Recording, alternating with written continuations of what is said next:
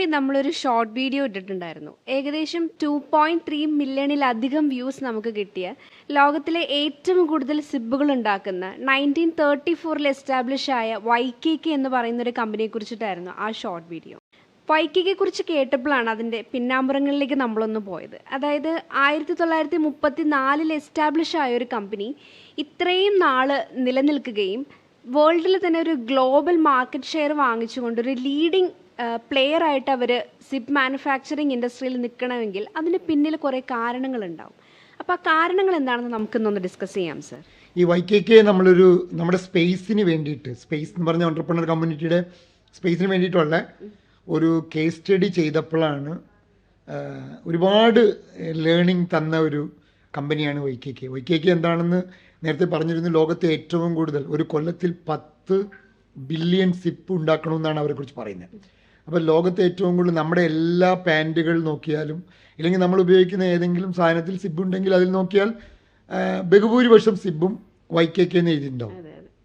അപ്പോൾ ആ Japan company, ജപ്പാനെ കുറിച്ച് എപ്പോഴും നമ്മൾ പറയില്ലേ, ഒരു ഭയങ്കര ക്വാളിറ്റിയിൽ ഭയങ്കര അതുപോലെ തന്നെ മെയിൻറ്റെയിൻ ചെയ്യുന്നൊരു കമ്പനിയാണ്.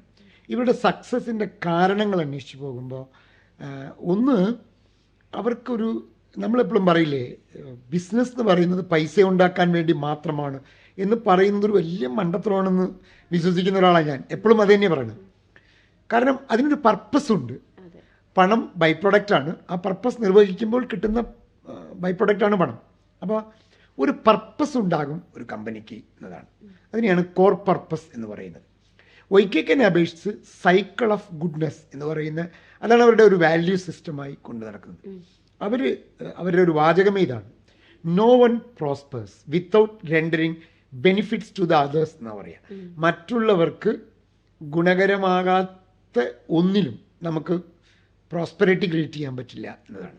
ഈ ലോകത്ത് വെൽത്ത് ഉണ്ടാവുക, സമ്പത്തുണ്ടാവുക എന്ന് പറയുന്നത് വേറെ ആളുകൾക്ക് കിട്ടുന്ന ബെനിഫിറ്റിൽ നിന്നാണ്. വളരെ ക്ലിയറാണ് അവരുടെ മെസ്സേജ് എന്ന് പറയുന്നത്. അപ്പോൾ ഒരു കൃത്യമായ ഫിലോസഫി ഒരു സ്ഥാപനത്തിന് വേണം എന്നതാണ്. നിങ്ങൾ സക്സസ്ഫുള്ളായി ഏത് കമ്പനി എടുത്ത് നോക്കിക്കോളൂ, അങ്ങനെ ഒരു സാധനമുണ്ട്. 1975 മൈക്രോസോഫ്റ്റ് തുടങ്ങിയപ്പോൾ ബിൽഗേറ്റ്സ് പറഞ്ഞത് ലോകത്തിൻ്റെ ഏറ്റവും വലിയ നമ്പർ 1 പണക്കാരനാകണം എന്നല്ല, ഈ ലോകത്തെ ഓരോ വീട്ടിലും ഓരോ മേശപ്പുറത്തും ഒരു കമ്പ്യൂട്ടർ ഉണ്ടാകണം എന്നാണ്. അതൊരു വിശാലമായ സ്വപ്നമാണ്. അപ്പം അതുപോലെ ഒരു പർപ്പസ്, ഈ ബിസിനസ് ചെയ്യാൻ, രാവിലെ ഈ ഓഫീസിൽ വരാൻ, ഒരു കൂട്ടായ പ്രവർത്തനം ചെയ്യാൻ ഒരു പർപ്പസ് ഉണ്ടോ എന്നത്, ആ പർപ്പസ് YKK ഉണ്ടായിരുന്നു എന്നതാണ് ഒരു കാരണം. പിന്നെ അവരുടെ വാല്യൂസ് വെൽ ഡിഫൈൻഡ് ആണ്. ക്വാളിറ്റിയിലൊന്നും ഒരിക്കലും കോംപ്രമൈസ് ചെയ്യാൻ അവർ താല്പര്യമില്ല എല്ലാ കാര്യത്തിലും. ഇപ്പം ഞാൻ അവരൊന്ന് ഡീറ്റെയിൽ ആയി പഠിച്ചു പോയപ്പോൾ അവർക്ക് അവരുടെ ആ മാനിഫെസ്റ്റോ പ്രകാരം കൈക്കൂലി കൊടുക്കാൻ പാടില്ല എന്നാണ്. അപ്പം പ്രത്യേകിച്ച് ഒരു കൈക്കൂലി നന്നായി ഉള്ള രാജ്യങ്ങളിലൊക്കെ പോകുമ്പോൾ അവർ ശരിക്കും സ്ട്രഗിൾ ചെയ്യും. പക്ഷെ അവരുടെ ഒരു നിലപാട് അതാണ്. അപ്പോൾ അത്തരം നിലപാടുള്ള ഒരു കമ്പനിയാണ് എന്നാണ് YKKനെ ഡിഫറൻഷിയേറ്റ് ചെയ്യുന്ന ഘടകങ്ങളിലൊന്ന്. സർ, ഇപ്പോൾ core purpose and core values, അതിൻ്റെ ഒരു ഇമ്പോർട്ടൻസ്, അത് ബിസിനസ്സിൽ എത്രത്തോളം വാല്യുബിൾ ആണ് എന്നുള്ളൊരു കാര്യത്തെ പറ്റിയാണ് ഇപ്പോൾ പറഞ്ഞത്. YKKയുടെ എക്സാമ്പിളുമായിട്ട് റിലേറ്റ് ചെയ്ത് ഇതുപോലെ ഇമ്പോർട്ടൻ്റ് ആണ് അവിടെ ഒരു സ്ഥാപനവുമായി റിലേറ്റ് ചെയ്ത് അതിൻ്റെ കൾച്ചർ എന്ന് പറയുന്നത്. സർ, പലപ്പോഴും പല വീഡിയോസിലും പറഞ്ഞ് ഞാൻ കേട്ടിട്ടുണ്ട്, ഒരു ബെറ്റർ ഓർഗനൈസേഷൻ കൾച്ചർ ഉണ്ടെങ്കിൽ മാത്രമാണ് ഒരു ഓർഗനൈസേഷനിൽ സക്സസ്സിലേക്ക് എത്താനായിട്ട് പറ്റുള്ളൂ എന്നുള്ളത്. അപ്പോൾ YKKയുടെ കൾച്ചറുമായിട്ട് എന്താണ് സാറിന് പറയാനുള്ളത്? എംപ്ലോയി ഫ്രണ്ട്ലി അല്ലാത്ത ഒരു ബിസിനസ്സിൽ 2 പ്രധാനപ്പെട്ട സ്റ്റേക്ക് ഹോൾഡേഴ്സാണ് എംപ്ലോയീസും കസ്റ്റമേഴ്സും. കസ്റ്റമർ നമുക്ക് പൈസ തരുന്നതുകൊണ്ട് പല സ്ഥാപനങ്ങളിലും കസ്റ്റമറെ നന്നായി കൈകാര്യം ചെയ്യും. എന്നാൽ തിരിച്ചറിയേണ്ട ഏറ്റവും വലിയൊരു കാര്യം, ഈ കസ്റ്റമർക്ക് സർവീസ് കൊടുക്കുന്നത് അവിടുത്തെ എംപ്ലോയീസാണ്. അപ്പോൾ എംപ്ലോയീസ് ഓറിയൻറ്റഡായ ഒരു ഓർഗനൈസേഷൻ വർക്കിംഗ് കൾച്ചർ ക്രിയേറ്റ് ചെയ്തില്ലെങ്കിൽ ആ സ്ഥാപനം നെക്സ്റ്റ് ലെവലിൽ പോകില്ലെന്ന് ഞാൻ വിശ്വസിക്കുന്ന ഒരാളാണ്. YKKയുടെ കാര്യം എടുക്കുക. 2001 വേൾഡ് ട്രേഡ് ഓർഗനൈസേഷനിലെ എഗ്രിമെൻറ്റിൽ ചൈന വന്നു. അപ്പോൾ ചൈനയുടെ ഒരു പ്രത്യേകത എന്താ? വളരെ ലോ കോസ്റ്റിൽ സാധനങ്ങൾ ഉണ്ടാക്കാം. കാരണം ലേബർ കോസ്റ്റ് വളരെ കുറവാണ്. അപ്പോൾ അമേരിക്കയിലുള്ള പല കമ്പനികളും ചൈനയിലേക്ക് മാനുഫാക്ചറിങ് മാറ്റി. ലോകത്തങ്ങനെ പല വലിയ വലിയ കമ്പനികളും മാനുഫാക്ചറിങ് ചൈനയിലേക്ക് മാറ്റി. എന്നാൽ ജോർജിയയിൽ 600 ആളുകളുള്ളൊരു ഫാക്ടറി ഉണ്ടായിരുന്നു വൈക്കേക്ക്. പക്ഷേ വൈക്കേക്ക് അത് ചെയ്തില്ല. വൈക്കേക്ക് പിടിച്ചു നിൽക്കാൻ വലിയ ബുദ്ധിമുട്ടായിരുന്നു. പക്ഷേ വൈക്കേക്ക് അത് ജീവനക്കാരുമായി സംസാരിച്ച് ജീവനക്കാരുടെ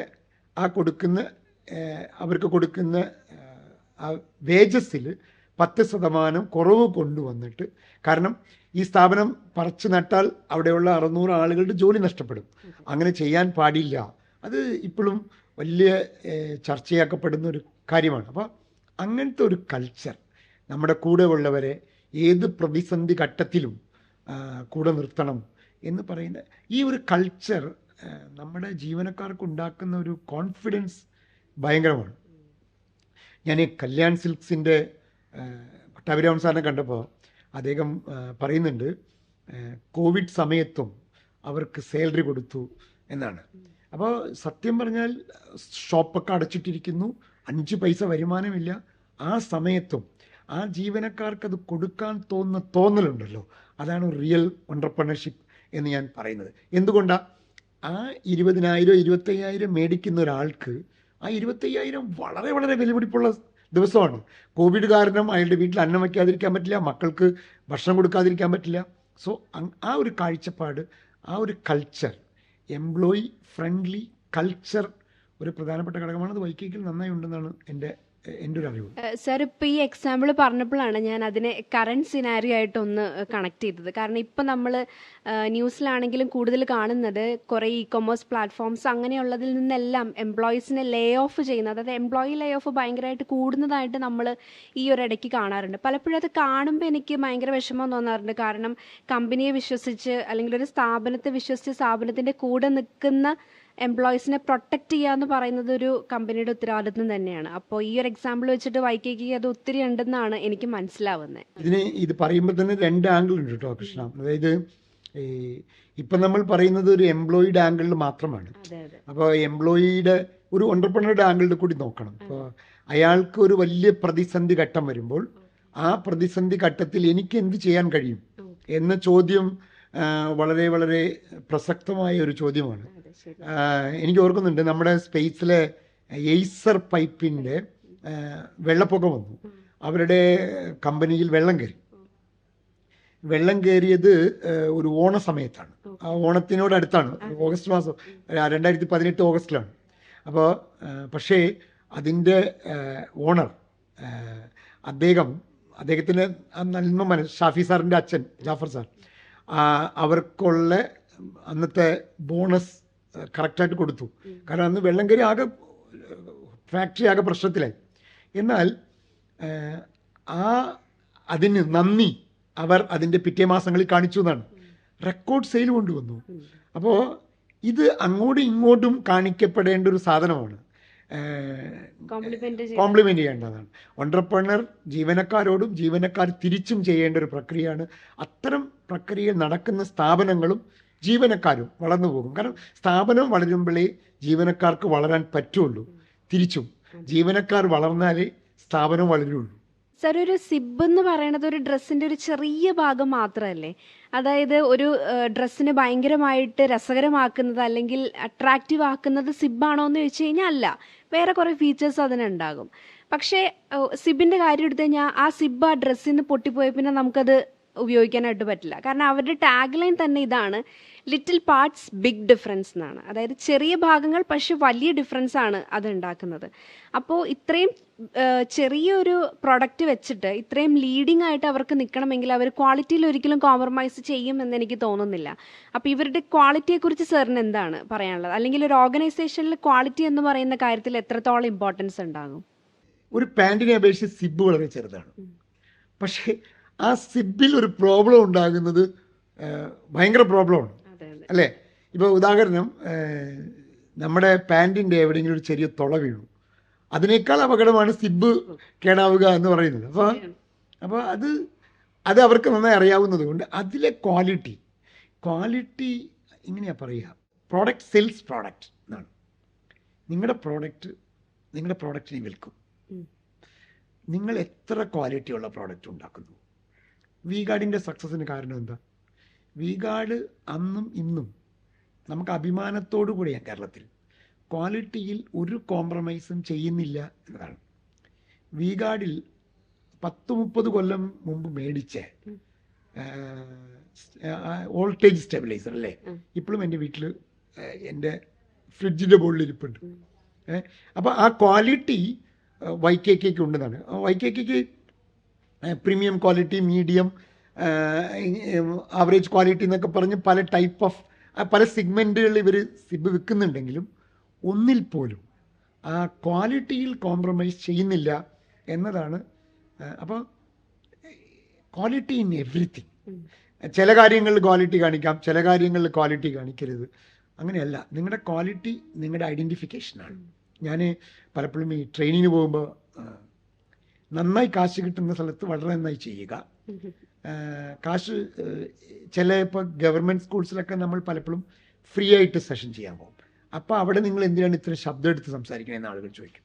അപ്പോൾ അത് സാമ്പത്തികമായി ബന്ധപ്പെട്ടതല്ല, അത് നമ്മുടെ ഒരു നിലപാടുമായി ബന്ധപ്പെട്ടതാണ്. അപ്പോൾ ക്വാളിറ്റി നിങ്ങൾ എവിടെയെങ്കിലും കുറയ്ക്കുന്നത് കൊടുക്കുന്ന ആളുടെ ക്വാളിറ്റി കുറഞ്ഞു എന്നതല്ല, ക്വാളിറ്റി നിങ്ങൾ കുറഞ്ഞു പോയി എന്നതാണ്. അപ്പോൾ YKK ക്വാളിറ്റി നിലനിർത്തുന്നത് കസ്റ്റമർക്ക് വേണ്ടി മാത്രമല്ല, അവരുടെ നിലപാട് അതാണ് എന്നതാണ്. അപ്പോൾ അതുകൊണ്ട് ക്വാളിറ്റി അൺകോംപ്രമൈസായി ചെയ്യേണ്ട ഒരു സാധനമാണ്. അത് പ്രോഡക്റ്റിൽ മാത്രമല്ല, നിങ്ങളുടെ ഇടപെടലുകളിൽ, നിങ്ങളുടെ സാമ്പത്തിക കാര്യങ്ങളിൽ, നിങ്ങളുടെ ഒരു പേഴ്സണാലിറ്റി, എല്ലാത്തിലും ആ ക്വാളിറ്റി നിങ്ങൾ മെയിൻറ്റെയിൻ ചെയ്യണം.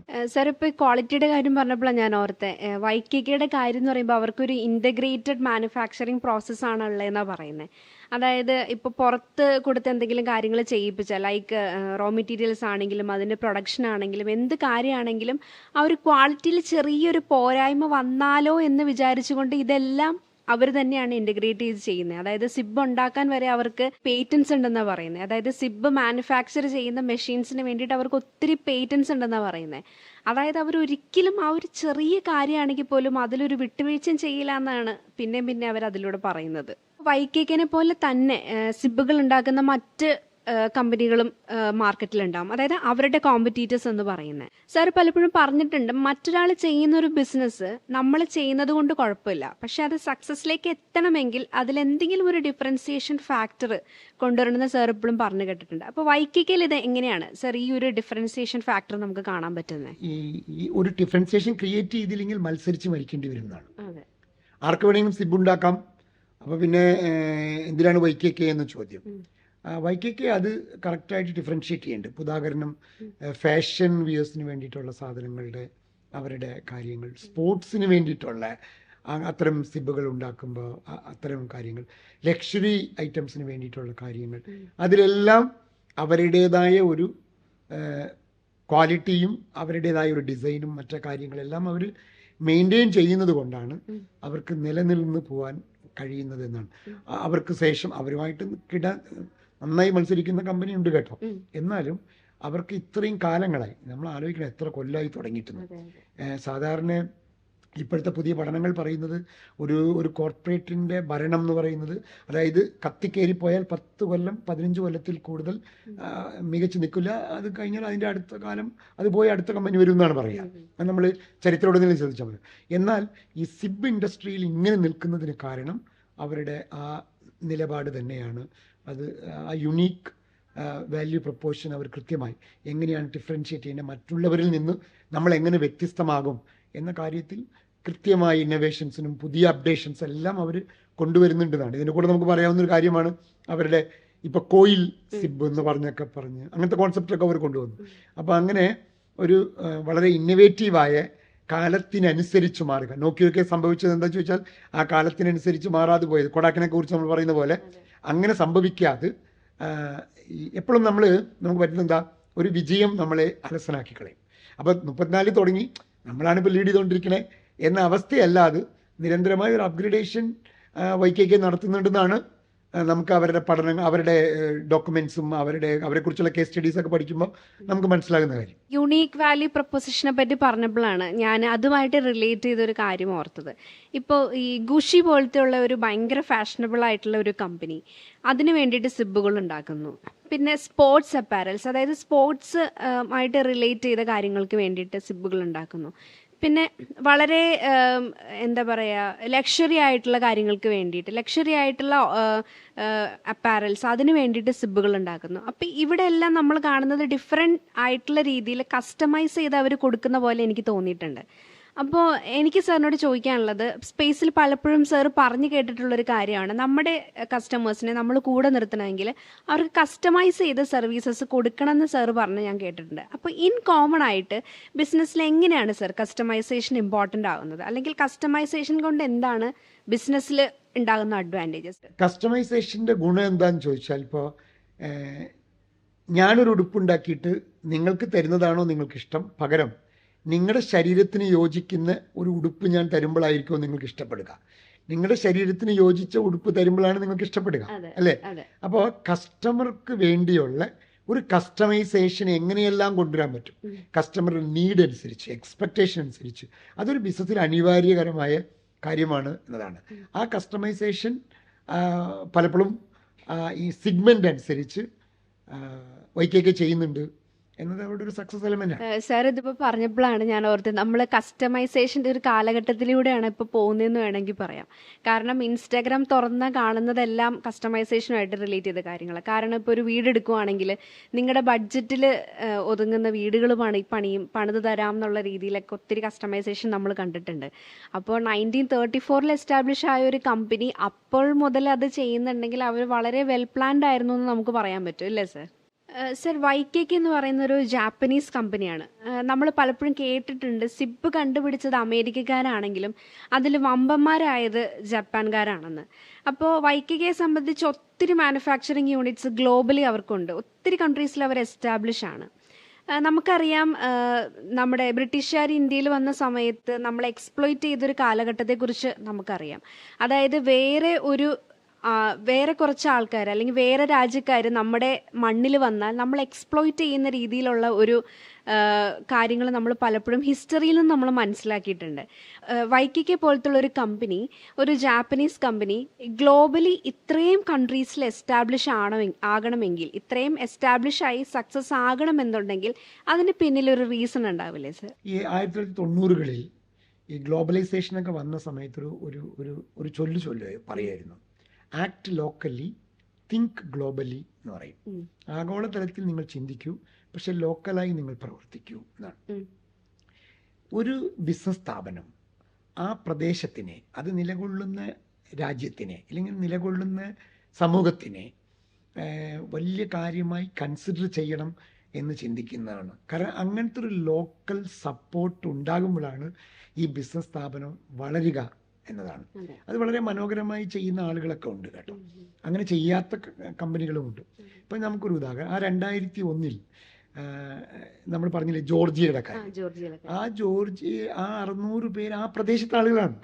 അപ്പോൾ ഇനി എന്താ സംഭവിക്കുക, ആ കമ്പനി അങ്ങനെ പോവാതായപ്പോൾ അവർക്ക് ആ കമ്പനിയോടുള്ള കൂറ് ആ നാട്ടുകാർക്ക്, 600 പേരെന്ന് പറഞ്ഞാൽ 600 കുടുംബമാണെന്ന് അർത്ഥം. 600 കുടുംബം എന്ന് പറയുന്നത് ചുറ്റിയുള്ളൊരു സമൂഹമാണ്. അപ്പോൾ അങ്ങനെ ഒരു ലോക്കൽ സപ്പോർട്ട് കിട്ടുന്ന സ്ഥാപനങ്ങൾ ബിൽഡ് ചെയ്യുകയും അങ്ങനെ ലോക്കലുള്ള ആളുകളെ മെച്ചപ്പെടുത്താൻ വേണ്ടിയുള്ള കാര്യങ്ങൾ ചെയ്യുകയുമാണ് യഥാർത്ഥത്തിൽ ഒരു കമ്പനി. ഒരു ഗ്ലോബൽ പെർസ്പെക്റ്റീവ് നിങ്ങൾക്കുണ്ടാകാം, പക്ഷേ നിങ്ങൾ മെച്ചപ്പെടുത്തേണ്ടതും നിങ്ങൾ ചുറ്റിക്കാണേണ്ടതും നിങ്ങളെ ചുറ്റിയുള്ള ലോക്കൽ കൂടി നിങ്ങൾ പരിഗണിക്കേണ്ടതാണ് എന്ന് YKK നമ്മളെ പഠിപ്പിക്കുന്നുണ്ട്. അതാണ് സത്യവും. അതായത് സർ, എവിടെയെല്ലാം എസ്റ്റാബ്ലിഷ് ആയിട്ടുണ്ടോ അവിടെയെല്ലാം അവർക്കൊരു സ്ട്രോങ് ആയിട്ടുള്ള ലോക്കൽ റൂട്ട്സ് ക്രിയേറ്റ് ചെയ്യാൻ പറ്റിയെന്നുള്ളതാണല്ലേ അവരുടെ ഒരു സക്സസ് എന്ന് പറയുന്നത്. സർ, ആ ഷോർട്ട് വീഡിയോയിൽ പറഞ്ഞില്ലേ, അതായത് YKKയുടെ പരസ്യം എന്ന് പറഞ്ഞാൽ നമുക്ക് എങ്ങും കാണാനായിട്ട് പറ്റില്ല, അവരുടെ ടാർഗറ്റഡ് ഓഡിയൻസിലേക്കാണ് അവരെത്താനായിട്ട് എയിം ചെയ്യുന്നത് എന്നുള്ളത്. അപ്പോൾ ഇൻ കോമൺ ആയിട്ട് പറയുകയാണെങ്കിൽ ടാർഗറ്റ് ഓഡിയൻസ് എത്രത്തോളം ഇമ്പോർട്ടൻ്റ് ആണ് സർ ബിസിനസ്സിൽ? സക്സസ്സിലേക്ക് എത്താൻ വേണ്ടി എത്രത്തോളം ഇമ്പോർട്ടൻ്റ് ആണ് ടാർഗറ്റ് ഓഡിയൻസ്? ഞാൻ YKKനെ ശ്രദ്ധിക്കാൻ കാരണം അതാണ്. YKK ആണ് ലോകത്തുള്ള എല്ലാവരുടെ പാൻറ്റിലും, പക്ഷേ പാൻറ് ഇടുന്ന ഒരാൾക്ക് YKK അറിഞ്ഞൂടാ. അപ്പോൾ അത് നമ്മൾ പഠിപ്പിക്കുന്ന പാഠം, പാൻറ് ഇടുന്ന ആളല്ല YKKൻ്റെ കസ്റ്റമർ എന്ന് പറയുന്നത്. YKKൻ്റെ കസ്റ്റമർ പാൻറ് ഉണ്ടാക്കുന്ന ആളാണ്. അപ്പോൾ ഒന്നില്ലെങ്കിൽ ആ പാൻറ് ഉണ്ടാക്കുന്ന കമ്പനികൾ അറിയണം, അല്ലെങ്കിൽ ടൈലർമാർ അറിയണം എന്നതാണ്. അപ്പോൾ അല്ലാണ്ട് ലോകം മുഴുവനും പറഞ്ഞു നടക്കുക. ഇപ്പോൾ ഉദാഹരണം, YKK സിബ് ലോകത്തെ ഏറ്റവും മികച്ച സിബാണെന്ന് എറണാകുളം ബൈപ്പാസിൽ ഫ്ലക്സ് വെക്കേണ്ട ആവശ്യമുണ്ടോ എന്നാണ് ചോദ്യം. അപ്പോൾ നിങ്ങളുടെ കസ്റ്റമർ എവിടെയാണോ അവിടെ മാത്രം നിങ്ങളുടെ സാമീപ്യം അറിയിപ്പിച്ചാൽ പോരെ. അതിന് പകരം YKK ഞങ്ങളുടെ കമ്പനിയാണെന്ന് പറഞ്ഞിട്ട് സിനിമാ തിയേറ്ററിൽ പരസ്യം ഇടുക, ഫ്ലെക്സ് വെക്കുക, വലിയ ബാനർ ഇട്ടുക, നോട്ടീസ് അടിച്ച് പേപ്പറിൻ്റെ അടിയിൽ കൊടുക്കുക. അതെന്തിനാണ് ആളുകൾ ചെയ്യുന്നതെന്ന് എനിക്കറിയാമല്ലോ. അപ്പോൾ അതുകൊണ്ട് എപ്പോഴും ടാർഗറ്റ് ഗ്രൂപ്പിനെ കറക്റ്റായി ഡിഫൈൻ ചെയ്യുക. ആ ടാർഗറ്റ് ഗ്രൂപ്പിൽ എത്ര കറക്റ്റായി നമ്മുടെ മെസ്സേജ് എത്തിക്കാൻ പറ്റുമോ എത്തിക്കുക എന്നാണ്. അതാണ് നല്ല മാർക്കറ്റിംഗ് സ്ട്രാറ്റജി. കാരണം ഇല്ലെങ്കിൽ എന്താ വെച്ചാൽ മാർക്കറ്റിങ്ങിന് വേണ്ടി നിങ്ങൾ മുടക്കുന്ന പൈസ സ്പ്രെഡായി പോയാൽ മാർക്കറ്റിംഗ് കോസ്റ്റ് കൂടുമ്പോൾ സ്വാഭാവികമായി നിങ്ങളുടെ പ്രോഫിറ്റബിലിറ്റിയെ ബാധിക്കും. അതുകൊണ്ട് മാർക്കറ്റിംഗ് ഭയങ്കര എഫിഷ്യൻ്റായി ചെയ്യണം. റിട്ടേൺ ഓഫ് ഇൻവെസ്റ്റ്മെൻറ്റ് കൃത്യമായി മെഷർ ചെയ്യണം. എങ്കിൽ മാത്രമേ മാർക്കറ്റിംഗ് കൊണ്ട് പ്രോഫിറ്റബിലിറ്റി ഉണ്ടാക്കാൻ പറ്റൂ. സാർ, ഇപ്പോൾ ഈ YKK എന്ന് പറയുന്ന ഒരു കമ്പനി എടുത്തപ്പോൾ, അതായത് ചെറിയൊരു പ്രൊഡക്റ്റ് ഉണ്ടാക്കുന്ന ഒരു കമ്പനിയാണ്, പക്ഷേ ഒരു ഓർഗനൈസേഷനുമായിട്ട് റിലേറ്റ് ചെയ്ത ഒത്തിരി കാര്യങ്ങൾ നമ്മൾ അതിൽ നിന്ന് പഠിച്ചില്ലേ. ഒന്നാമത് ഒരു പർപ്പസ് ഉണ്ടാവേണ്ട ഇമ്പോർട്ടൻസിനെ പറ്റി, വാല്യൂസിനെ പറ്റി, ക്വാളിറ്റിയുടെ ഇമ്പോർട്ടൻസിനെ പറ്റി, കൾച്ചറിൻ്റെ ഇമ്പോർട്ടൻസിനെ പറ്റി. അപ്പോൾ ചുരുക്കി പറഞ്ഞാൽ ഒരു ഓർഗനൈസേഷനുമായിട്ട് റിലേറ്റ് ചെയ്ത കാര്യങ്ങൾ പഠിക്കാൻ പറ്റുന്ന ഒരു ഓർഗനൈസേഷൻ തന്നെയാണ് YKK എന്ന് പറയുന്നത്. YKK ലോകത്ത് ഇതുപോലത്തെ ഒരുപാട് കമ്പനികളുണ്ട്. അപ്പോൾ അവരുടെ ബെസ്റ്റ് പ്രാക്ടീസസ് നമ്മൾ പഠിക്കുന്നത് നമുക്കൊരു പ്രചോദനമാണ്. ഇനിയും ഒരുപാട് വളരാനുണ്ട് എന്ന് തോന്നാൻ പലപ്പോഴും എൻ്റർപ്രനേഴ്സിനുണ്ടാകും. അതുകൊണ്ട് SME എൻ്റർപ്രനേഴ്സ് ഇത്തരം വലിയ കമ്പനികളെ, അല്ലെങ്കിൽ ഗ്രേറ്റ് കമ്പനീസ് എന്ന് പറയും. വലിയ കമ്പനി എന്ന് പറഞ്ഞ വാക്കിനേക്കാൾ ഞാൻ ഉദ്ദേശിക്കുന്നത് ഗ്രേറ്റ് കമ്പനീസിനെ കുറിച്ച് പഠിക്കുകയും മനസ്സിലാക്കുകയും ചെയ്യേണ്ടത് അനിവാര്യമാണ്. കാരണം അവരിൽ നിന്ന് നമുക്ക് ഒത്തിരി അഡോപ്റ്റ് ചെയ്യാം, നമുക്ക് ഒത്തിരി പഠിക്കാനായിട്ടുള്ള കാര്യങ്ങൾ അവരുടെ കയ്യിൽ നിന്നുണ്ട്. അപ്പോൾ നമുക്ക് ഇനിയും ഇതുപോലെയുള്ള നല്ല വിഷയങ്ങളായിട്ട് വരാം sir. Thank you so much for the discussion.